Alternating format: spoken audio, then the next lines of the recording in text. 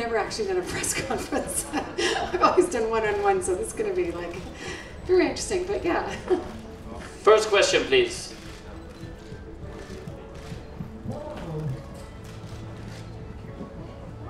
Hi there.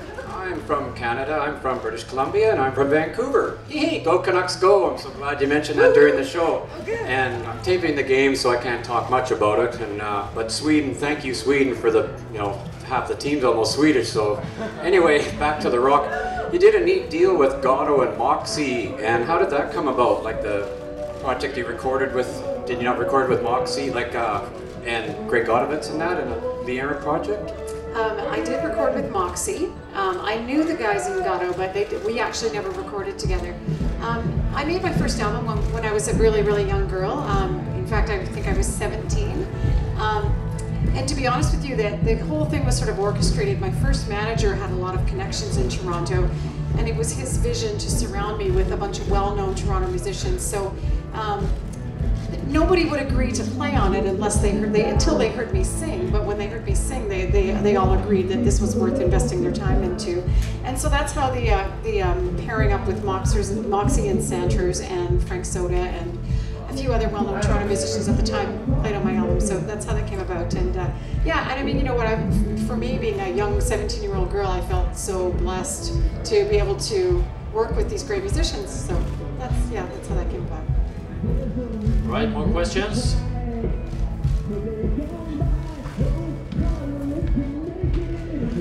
Hi, I'm Daniela from Spin Rock Magazine. I was wondering, for a while you were doing more jazzy stuff.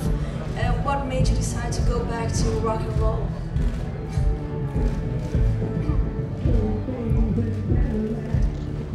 Well, I never said I'd quit rock completely.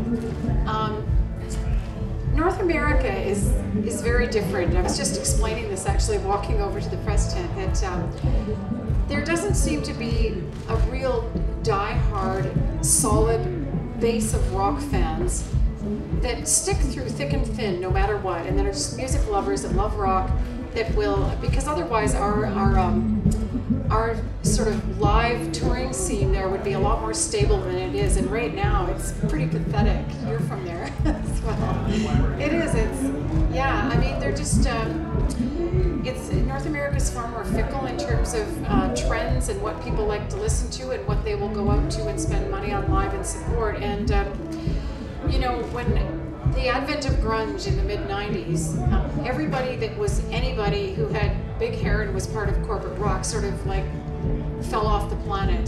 The media wouldn't support them. There was no media support, no support live with the agents. So it was very difficult. And I at that time felt like, well, you know what, I'm not going to try to please anybody, I'm going to please myself. And I'd always loved old jazz and blues. I'd been influenced by it. I was sort of raised on it. I did musical theater when I was young, and so I just thought I'd make this dramatic diversion. I said, I'm just going to go sing jazz for a while, and that's what I did. And it was really great. And I think all around that it made me a better rock musician, to sing that music and to learn how to improvise and to learn more about classic songwriting and form. And I think it was a great experience for me. But things started to make a little bit of a turn back, about 5 or 6 years ago, and classic rock started to come back. And I had an agent hounding me, going, put your show together and come back on the road. I'm like, okay, all right, I'll go play. So, and you know what? I so missed strapping on a guitar and going and rocking out. Like, I so missed it. So I was really happy to do that.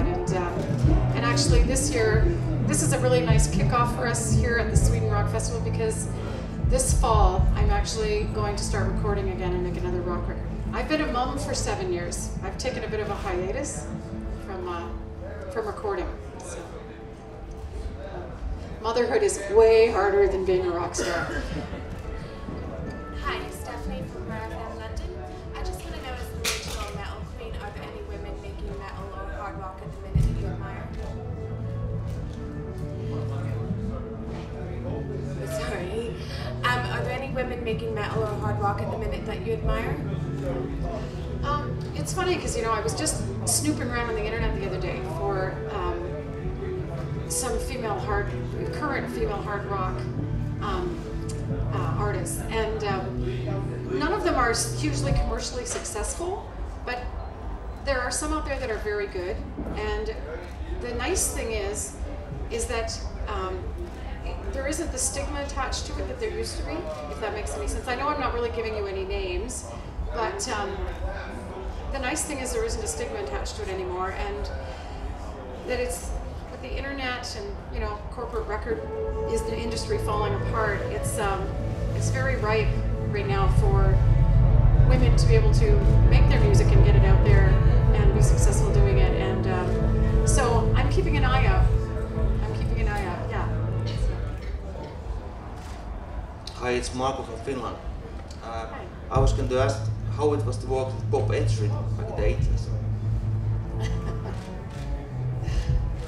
Well, as we all know, Bob Ezrin is a really famous producer, and he's actually a lovely man. He's a really lovely man. At the time when I worked with him, it was the mid-'80s, and we were doing an album with a different producer who had a bad racquetball accident, and his eye was destroyed, and he couldn't continue to produce the album. In the studio next door, Bob Ezrin was producing a project with a bunch of big LA rock stars, but he kept coming over to our studio and peeking in and listening. And so when our producer was injured, he went to my record label and says, I really want to produce this artist. So my experience working with him, you know, I was a young, again, I was a very young girl. I was, to be honest with you, quite intimidated working with someone of his stature and fame, and he had done some huge acts, so I was sort of like, whatever you want us to do, we'll do, right? At one point, he actually locked us, me and my guitar player John Almany, out of the control room and mixed the whole beginning of Barely Holding On with just a click track. And I don't really know what was going on in that control room because it was the decade of indulgence, let's put it that way. But I learned a lot from working with him. I learned a lot from working with him about pushing my voice as hard as I could push it, and about holding back. And it was a really great experience. It was working with him. It's, of all my albums, it's not my favorite album, but it was a really great experience. I learned a lot. Of my own albums? That's a hard question. I'm always afraid to say what my favorite album is because I will disappoint other fans. Body Rock was one of my favorites because, and the reason is because the record company gave up on using big name producers and decided to let us produce that ourselves with our A&R guys. So probably of all my albums, that album was the purest vision that we had, that wasn't diluted by the influence of bigger producers bringing in other songwriters to co-write, and you know, there's a lot of compromises made when you're at that time in that era when you're on a big record label. So yeah, probably Body Rock. Okay, I want to ask you about something different.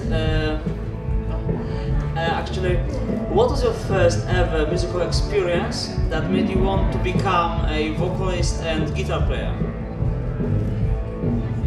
What was my first ever musical experience? Yeah, that made you like think that that's what you want to do in your life.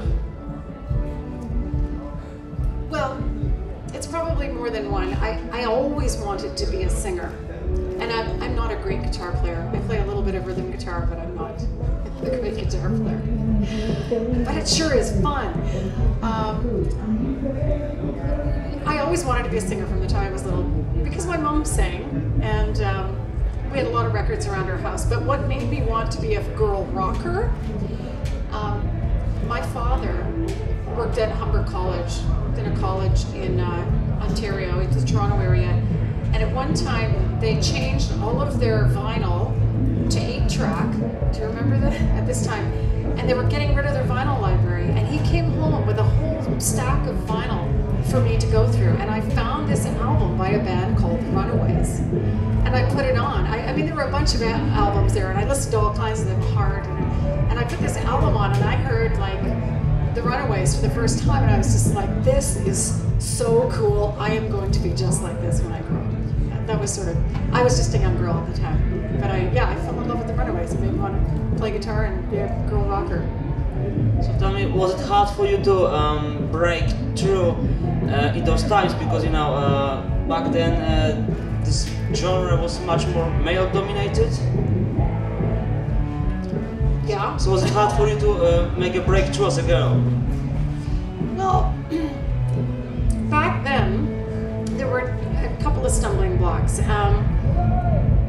It was easy to get attention. I mean, if you had a half-decent voice, if you could play a little bit, and especially if you looked okay, everybody was interested in interviewing you or possibly having you play their club. But there was this whole other dynamic going on where they go, well, but she looks good in a short skirt, and she, you know, does she really write her own songs? And so there was this issue of getting credibility. Like there was a lot of attention, but whether you had credibility was the issue. And that's something that took years to build. It really did. You know, I remember on my 6th album, Some Girls Do, Some Girls Do was actually a hit in Canada, top 40 radio. And someone asked my manager, so who wrote the hit for the Aaron? And it's like, I write my own songs. People like, do they still not know after 6 albums that I'm a writer? Like, so it was, yeah. So I'd like to think that that's changed for women in rock now, that it's that they're taken a lot more seriously.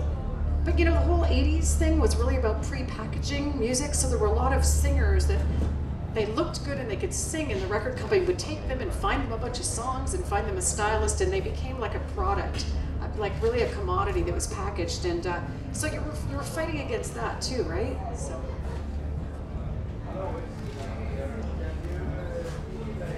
You're in the music business for 30 years, and I would like to ask you, what features of character helped you to be successful?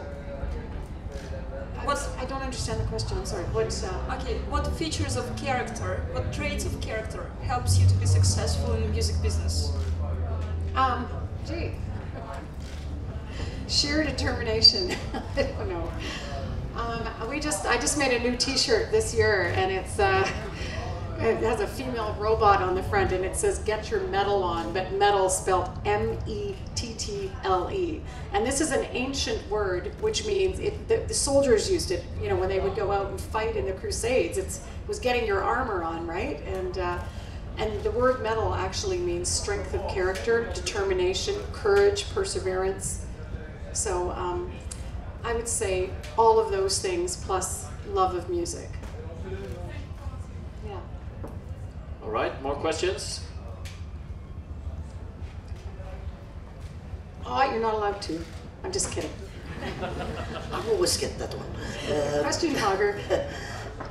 It's been quite. You've never been in Sweden before. Can we expect to see you back here in Sweden again and not wait so many years to see you here?